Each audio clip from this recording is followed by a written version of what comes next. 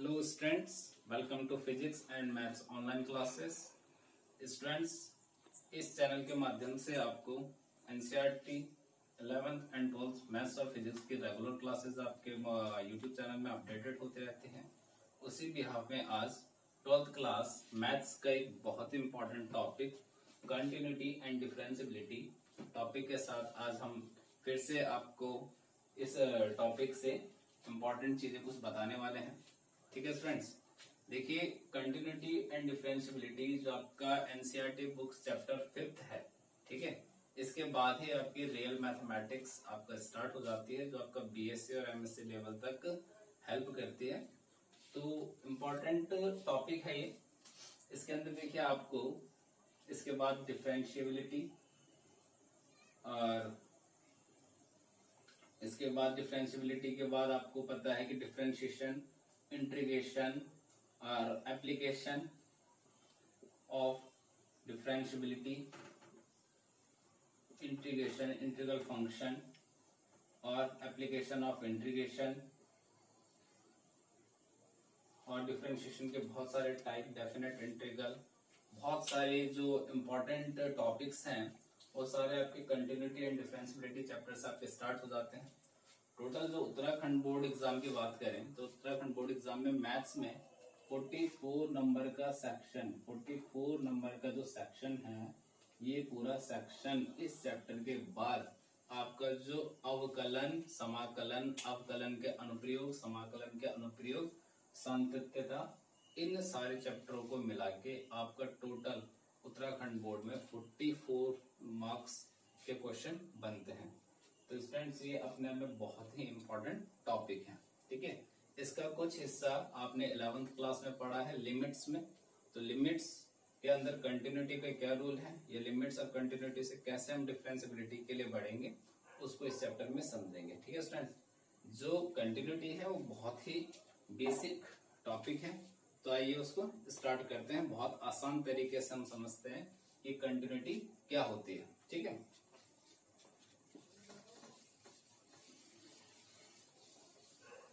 तो ये आपका चैप्टर है, चैप्टर नंबर 5th, जिसको हम आज स्टार्ट करने जा रहे हैं, संतत्व तथा अवकलनीयता। जिसमें पहले हम पढ़ते हैं आपका कि कंटिन्यूटी क्या होती है, इंट्रोडक्शन ऑफ कंटिन्यूटी।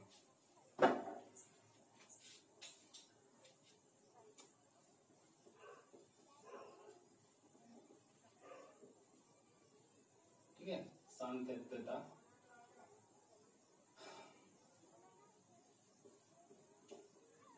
ये इसको क्या भी कहा जाता है, सततता, कंटिन्यूटी। ठीक है, अब कंटिन्यूटी एक सिंपल डेफिनेशन में कंटिन्यूटी का मतलब, या सिंपल लैंग्वेज में कंटिन्यूटी का मतलब क्या होता है, कंटिन्यूअस माने लगातार। ठीक है, ये इसको हम सतत, जो लगातार चलने वाली चीजें हैं उसे हम क्या बोलते हैं, कंटिन्यूअस। तो पहले इसको एक बेसिक से छोटे से एग्जांपल समझते हैं, फिर इसको डेफिनेशन से, और फिर एक दो बहुत ही बेसिक एग्जांपल से मैं आपको बताऊंगा कि कंटिन्यूटी क्या होती है। तो सिंपल सा हम एक एग्जांपल ले लेते हैं, उस एग्जांपल से हम कंटिन्यूटी को पहले समझते हैं कि कंटिन्यूटी होती क्या है। तो टॉपिक लिख लेते हैं यहाँ पे आपका इंट्रोडक्शन ऑफ कंटिन्यूटी।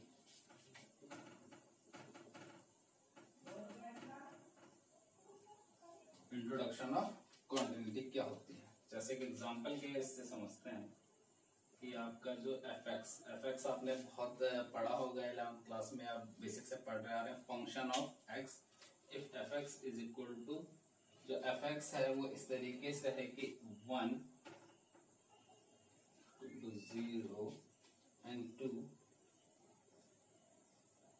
ठीक है, जो फंक्शन एफ एक्स है वो इस तरीके से कि 1 जो है वो x is equal to 0, less than 0 पर उसकी वैल्यू 1 है फंक्शन की, और x से ग्रेटर देन 0 पर, अगर 0 से बड़ा है x तो इसकी वैल्यू क्या है, 2 है। तो सबसे पहले स्टूडेंट्स हम इसका क्या करते हैं, ग्राफ ड्रॉ करते हैं कि इसको किस तरीके से ग्राफिकल मेथड से इसको दिखाया जा सकता है। तो इसका ग्राफ ड्रॉ करना बड़ा ही आसान है। सबसे पहले आप इस तरीके से ग्राफ, यहाँ पे छोटा सा ग्राफ बना लेते हैं। ये आपका एक्स वाई वाई डैश पहले यहाँ पे आपका क्या हो जाएगा 0। अब वो बोल रहा है कि 1 वैल्यू होगी फंक्शन की यदि x कहाँ होगा 0 से कम होगा। इट मीन्स x की वैल्यू 0 या 0 से कम होने पर इसकी वैल्यू क्या होगी 1 होगी। तो इसके जो आपकी वैल्यू होगी 1 वो इस तरीके से होगी। ठीक है स्टूडेंट्स, ये इसको एक अलग उससे दिखा देता हूँ आपको इस तरीके से। ठीक है, और x की वैल्यू 0 से बड़ी है 2 पे, तो x की वैल्यू 0 से बड़ी 2 पे, ये एक्सक्लूडेड होगा। एक्सक्लूडेड में ये किधर की तरफ जाएगा इधर की तरफ। ठीक है स्टूडेंट्स, तो ये इसका क्या है इस फंक्शन का ही ग्राफ है। ठीक है, ये वैल्यू यहाँ पे आप देख सकते हो उसको 1 और ये आपका आ गया 2। अब देखिए सिंपल से इस ग्राफ को कैसे समझ सकते हैं कि जब x 0 के इक्वल या 0 से कम है तो जो इसकी वैल्यू फंक्शन की वैल्यू है वो इधर इसकी तरफ माइनस की तरफ क्या हो रही बढ़ रही है। ठीक है, और जब x की वैल्यू 0 से बड़ी है तो किधर की तरफ इंक्रीज हो रही है 2 की तरफ इंक्रीज हो रही है, इधर की तरफ टेंड कर रही है बढ़ रही है। ठीक है, अब सिंपल सी बात है कि कंटिन्यूटी को इसमें समझना है तो पहले आपको बेसिक डेफिनेशन में समझा देता हूँ। कंटिन्यूटी क्या है कि a graph drawable without lifting a pen, एक ऐसा कर्व एक ऐसा ग्राफ जिसे आप बिना पेन उठाए बना सकते हैं। एक ऐसा ग्राफ या एक ऐसा कर्व जिसे आप बिना पेन उठाए विदाउट लिफ्टिंग अ पेन बना सकते हैं, उसे क्या बोलते हैं आपका कंटिन्यूटी। बट सिंपल से देखिए आप क्या ये graph without lifting a pen बना सकते थे? इसके लिए आपको पेन उठाने की जरूरत पड़ी। तो सिंपल सी बात है, आप ग्राफ देख के ही समझ सकते हैं कि जो ये फंक्शन है ये फंक्शन अपने आप में कॉन्टिन्यूअस फंक्शन नहीं है। This function is not be continuous. ठीक है, बट ये मैं आपको सिंपल सी लैंग्वेज बता रहा हूँ, मैथमेटिकल लैंग्वेज इसकी कुछ और है, बट फिर भी एक बार मैं बता देता हूँ। एक ऐसा कर्व या एक ऐसा ग्राफ जिसे विदाउट पेन लिफ्टिंग बिना पेन उठाए बनाया जा सकता है तो आपका कंटिन्यूअस है, और जैसा जिसे बिना पेन उठाए नहीं बनाया जा सकता वो क्या आपका डिसकंटिन्यूअस है। क्लियर है? अब इसमें आप समझ सकते हैं कि आपका यहाँ पे अगर मैं इसमें बोलूं तो जो आपका 0 से इधर है इसको हम बोलेंगे लेफ्ट हैंड साइड, और 0 से इधर है इसको हम क्या बोलेंगे राइट हैंड साइड। तो जो लेफ्ट हैंड साइड में जब इसकी वैल्यू टेंस इधर की ओर क्या हो रही अग्रसर हो रही है 1 की ओर बढ़ने के लिए, तो जो इसकी 0.1 माइनस 0.1 पे जो वैल्यू है वो माइनस 0 इधर क्या आएंगे आपके माइनस 0.1 या -1 -2 -3, इधर आपके क्या आएंगे +1 +2 3। तो इधर के लिए जो वैल्यू आपकी इधर 0 -0.1 पे इस फंक्शन का मान क्या है 1। बट जैसे ही ये वैल्यू इधर जाती है इधर के लिए टेंस होती है, इधर के लिए आती है 3 2 1 0 की तरफ, तो जैसे ही ये +0.1 पे आती है इसकी वैल्यू क्या हो जाती है 2। इट मीन्स इसका लेफ्ट हैंड साइड और राइट हैंड साइड आपस में इक्वल नहीं है। तब ये आपकी सबसे पहली कंटिन्यूटी की नेसेसरी कंडीशन है कि आपकी जो लेफ्ट हैंड लिमिट है वो इक्वल होनी चाहिए राइट हैंड लिमिट के। तो इसको ऐसे भी लिखा जाता है, जैसे देखिए LHL इक्वल टू RHL, ये आप छोटी क्लासों में लिखते थे तो आप इसका यूज नहीं करते हैं।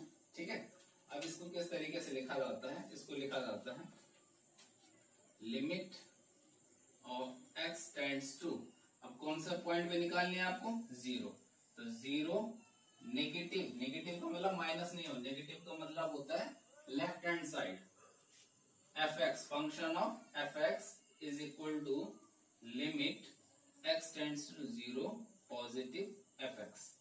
तो ये वाली कंडीशन आपकी नेसेसरी कंडीशन है कि सबसे पहले left hand limit right hand limit के कम से कम इक्वल तो होनी चाहिए। बट यहाँ पे आप देख रहे हो कि लेफ्ट हैंड लिमिट और राइट हैंड लिमिट आपस में एक दूसरे के इक्वल नहीं है, तो उस तरीके से भी ये क्या है आपका डिसकंटिन्यूअस फंक्शन है। ठीक है गाइस, एक और एग्जांपल लेके देखते हैं। तो आप साथ साथ में वीडियो है ये आप पॉज करके भी देख सकते हैं। ठीक है, यहाँ पे स्पेस कम है तो मैं इसको रफ कर रहा हूँ। आई होप आपको एग्जांपल समझ में आया होगा, एक दूसरे एग्जांपल से आपको और अच्छे से क्लियर हो जाएगा।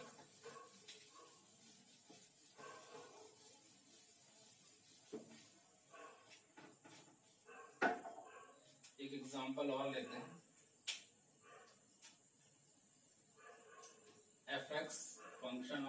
इस तरीके से है कि जो 1 है, if x does not equal to 0 and 2 x is equal to 0। तो एक फंक्शन f(x) है जहां पे 1x नॉट इक्वल टू 0 पे फंक्शन की वैल्यू 1 है और x इक्वल टू 0 पे फंक्शन की वैल्यू 2 है। तो स्टूडेंट्स फिर से इसका एक ग्राफ ड्रॉ करते हैं और उसमें देखते हैं कि क्या ये कंटिन्यूअस है और डिसकंटिन्यूअस है। ये आपका x डैश y डैश, ठीक है स्टूडेंट्स। अब इसका हमको ग्राफ करना है। तो x is equal to not 0 पर, x is equal to not 0 पर इसकी वैल्यू 1 है, मतलब इसकी वैल्यू x जब 0 की नहीं है इक्वल तो इसकी वैल्यू 1 है। इट मींस यहाँ पे इस तरीके से इसकी वैल्यू 1, जब ये 0 पर है तो इसकी वैल्यू 1 होगी, ठीक है। और सेकंड है जब इसकी वैल्यू क्या है, यहाँ पे 1 आपका 0 आ जाएगा, ये क्या आ जाएगा को 1, और जब ये x इज इक्वल टू 0 है तो इसकी वैल्यू क्या हो जाएगी 2, तो 2 की तरफ इंक्रीज होगी। इट मींस यहाँ पे 2 ले लेते हैं तो इस तरीके से ये आपका क्या आ जाएगा 2। तो सिंपल सा आप देख सकते हैं एक पहला पॉइंट तो कि अगर इसकी वैल्यू x इक्वल टू 0 है तो ये इस तरफ अग्रसर हो रहा है, और इसकी x नॉट इक्वल टू 0 तो ये 1 पर है, इधर भी और इधर भी, ठीक है। अब यहाँ पे सिंपल सा आपको ये समझना है कि 0 पर दोनों की वैल्यू सेम है। It means limit of x tends to 0 f(x) is equal to limit of x tends to 0 plus f(x) same तो है, पर ये f is equal to function 0 पर सेम नहीं है, ठीक है। Not equal to f into 0 उस पर सेम नहीं है। तो ये आपकी टोटल कंडीशन है, left hand limit right hand limit के इक्वल तो है, परंतु फंक्शन की वैल्यू 0 पर ये एक दूसरे के इक्वल नहीं है, ठीक है स्टूडेंट्स। तो ये बहुत इम्पोर्टेंट एग्जांपल था, इसको अच्छे से समझने के लिए। दूसरी बात आपको ये पता होना चाहिए कि जो ये ग्राफ है, ये ग्राफ भी आप बिना पेन उठाए नहीं बना सकते, ये भी ग्राफ आपको पेन उठाना पड़ेगा। इसका मतलब अपने आप ये क्या है डिसकंटिन्यूअस है, बट डिसकंटिन्यूअस में आपका लिमिट लेफ्ट हैंड लिमिट और राइट हैंड लिमिट इक्वल हो सकते हैं, इसलिए किसी भी फंक्शन को कंटिन्यूअस होने के लिए ये तीनों चीजें कंपलसरी इक्वल होना जरूरी है, ठीक है स्टूडेंट्स। तो अब इसकी एक डेफिनेशन लिख लेते हैं।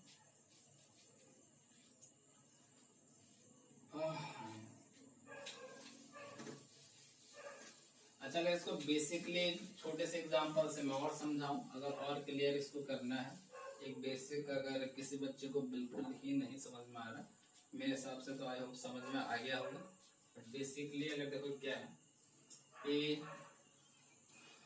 यहाँ से ले लेते हैं, यहाँ से इस तरीके से कोई कर्व के ट्रेन ले लेते हैं, ठीक है। ये आपका कोटद्वार जंक्शन है और ये आपका दिल्ली जंक्शन है, ठीक है। तो आप कोटद्वार से यहाँ पे आप ट्रेन में बैठे और सीधा आप इसी ट्रेन से डायरेक्ट दिल्ली, बट आपके बीच बीच में प्लेटफॉर्म आएंगे, ठीक है। ये तो ये 2 प्लेटफॉर्म नाम दे देते हैं यहाँ पे, एक नजीमाबाद वाला प्लेटफॉर्म है और ये आपका मुरादाबाद वाला प्लेटफॉर्म है, ठीक है। तो अगर आपको किसी भी, सबसे पहले तो आपका क्या है कि ये कंटिन्यूअस है, क्यों? क्योंकि आप एक ही ट्रेन से मूव करे कोटद्वार से और उसी ट्रेन से चलते हुए आप दिल्ली पहुंचे, ठीक है। और ये बीच में आपके पॉइंट्स हैं, जिस पॉइंट्स पे आपको चेक करना है कि ये कंटिन्यूअस है या डिसकंटिन्यूअस है, ठीक है। इसी एक छोटे से एग्जांपल या डायग्राम से आप पूरा कंटिन्यूटी और डिसकंटिन्यूटी समझ सकते हैं। तो अगर आपको पता करना है कि कंटिन्यूअस है तो क्या, तो कंटिन्यूअस का तो सबसे पहला मतलब है कि आप कंटिन्यू इसी से चल रहे हैं, ये आपका फर्स्ट है, ठीक है। बट अगर आपको पॉइंट पे चेक करना है, पॉइंट पे चेक करना है, तो पॉइंट पे चेक करने के लिए आपको क्या करना पड़ेगा, जैसे ये नजीमाबाद एक पॉइंट है, इस पॉइंट से कुछ दूर पहले और इस पॉइंट से कुछ दूर बाद।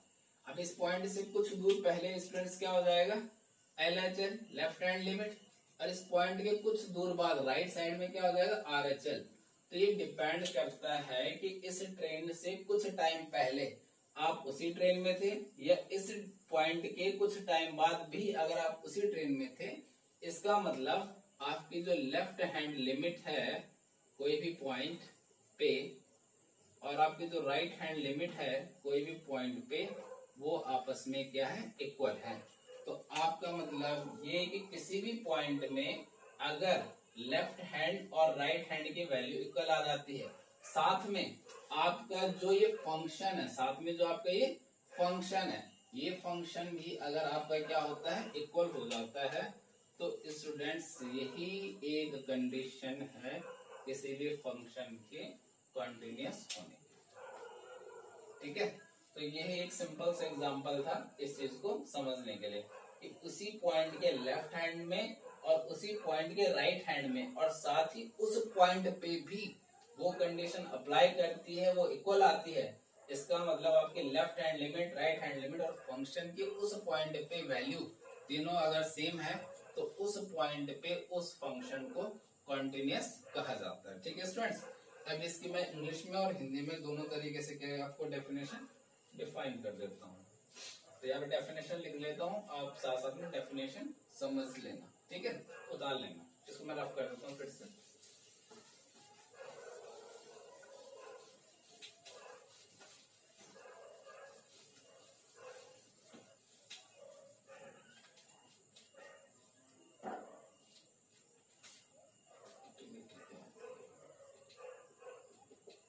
इसकी डेफिनेशन आप नोट कर लेना।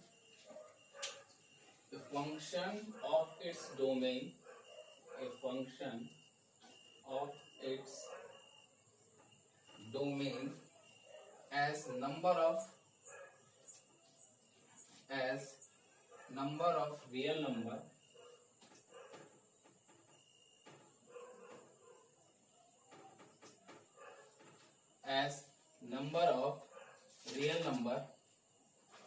let their a point C, let their a point C in its domain,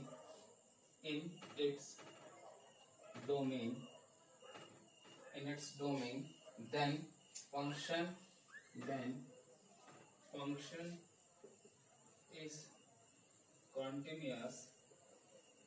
function is continuous at C if limit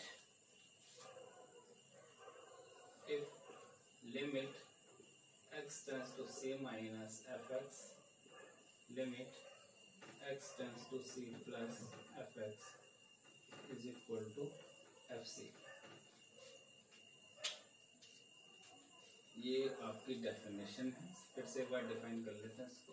a function of its domain as number of real number, let there a point c in its domain, then function is continuous at c if, ये वाली condition. ठीक है, इसी को अगर आपको हिंदी में ये डेफिनेशन हिंदी में लिखनी है तो हिंदी में क्या है, हिंदी माध्यम के जो विद्यार्थी हैं उनके लिए डेफिनेशन लिख रहा हूं मैं सातत्य की।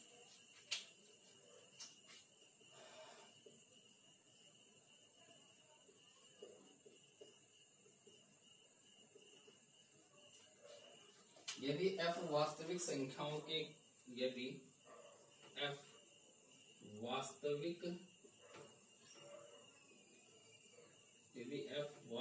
संख्याओं के किसी उपसमुच्चय में,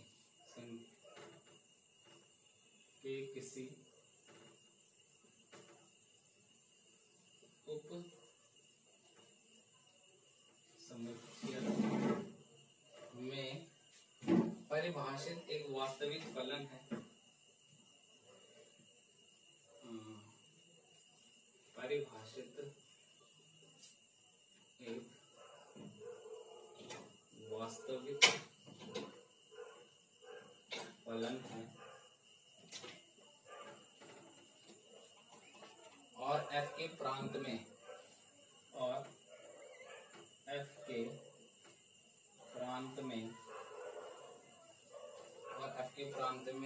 C एक बिंदु है,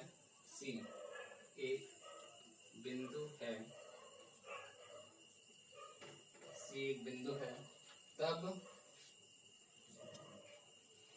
सी अगर एक बिंदु है तब एफ बिंदु ए का, तब एफ बिंदु सी का सतत फलन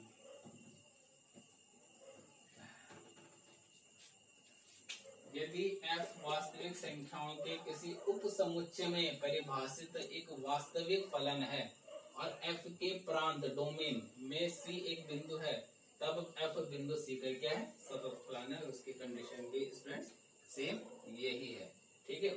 उसकी कंडीशन भी सेम यही है, ठीक है। अब स्टूडेंट्स एक क्वेश्चन लेते हैं और क्वेश्चन से आपको पूरा ही क्लियर हो जाएगा कि इसको किस तरीके से समझना है।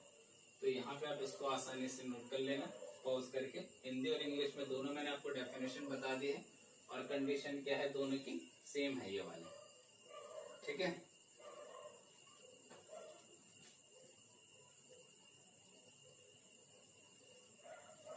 अब इसको एक करके एग्जांपल से इसको बहुत अच्छी तरीके से समझ लेते हैं।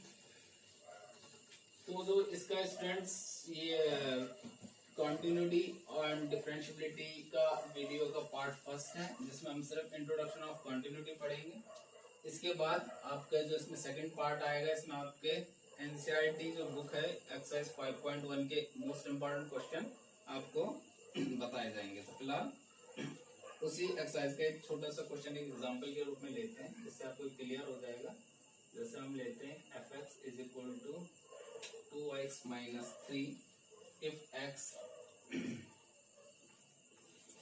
2x minus 3 if x greater than 2, ठीक है। और क्वेश्चन में पूछा है find all point of discontinuity, find all points of discontinuity,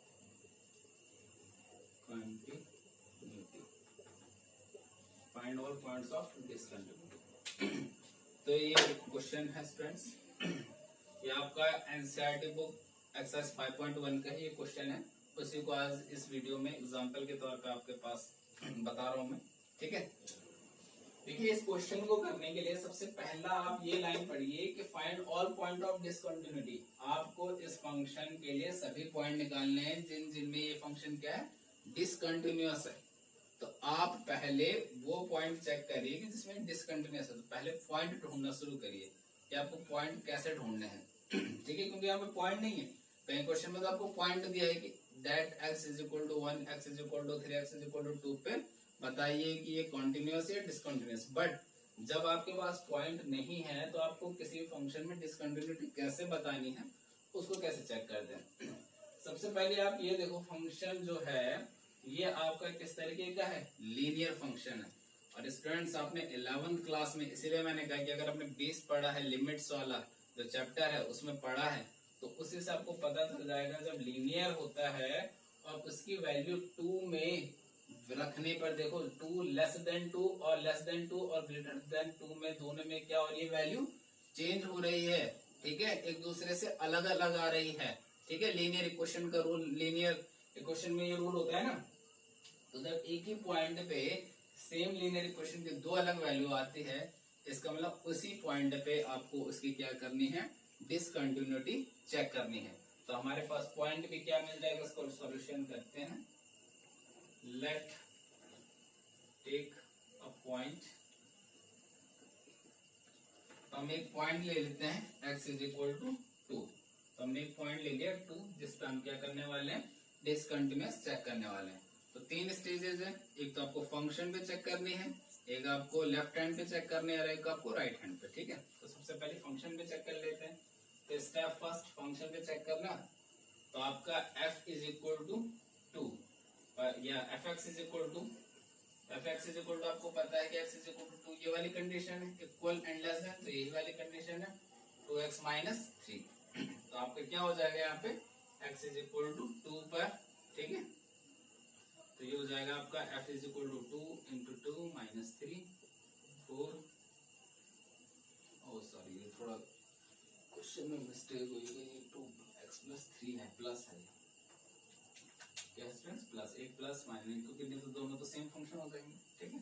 plus, तो ये कितना आ गया आपका 7। क्लियर है, एक पार्ट हमने चेक कर लिया। Second part left hand limit, तो लिमिट x टेंस टू 2 पे फंक्शन की वैल्यू क्या होगी, तो आपके लिमिट x टेंस टू,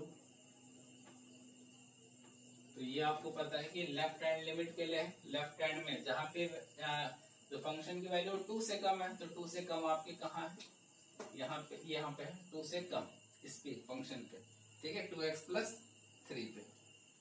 तो 2x प्लस 3 पे अगर आप लेंगे तो फंक्शन जो fx हो जाएगा वो कितना हो जाएगा आपका 2x प्लस 3, क्योंकि 2 से कम यहीं पे तो है वैल्यू, तो आपको क्या हो जाएगा, जहां जहां पे x है आप उसकी वैल्यू को 2 पुट कर दोगे और ये भी आपका कितना आ जाएगा 7। ठीक है स्टूडेंट्स, अब आपका काम है राइट हैंड पे, तो limit x tends to 2 plus fx, जहां पे आपकी वैल्यू 2 से बड़ी है, ठीक है, तो 2 से बड़ी वैल्यू यहाँ पे है, तो limit x tends to 2 plus fx की वैल्यू 2x माइनस 3, तो यहाँ पे हो जाएगा आपका 2 into 2 minus 3 that is equal to 1। तो इस एग्जांपल से आपको समझ में आया होगा क्या कि यहाँ पे लिख देता हूँ इसको मैं, limit x tends to 2 minus fx, limit does not equal to limit x tends to 2 plus fx। ठीक है, देखिए आपके लेफ्ट हैंड लिमिट और राइट हैंड लिमिट ही आपस में इक्वल नहीं है, तो हम कह सकते हैं, so we can say that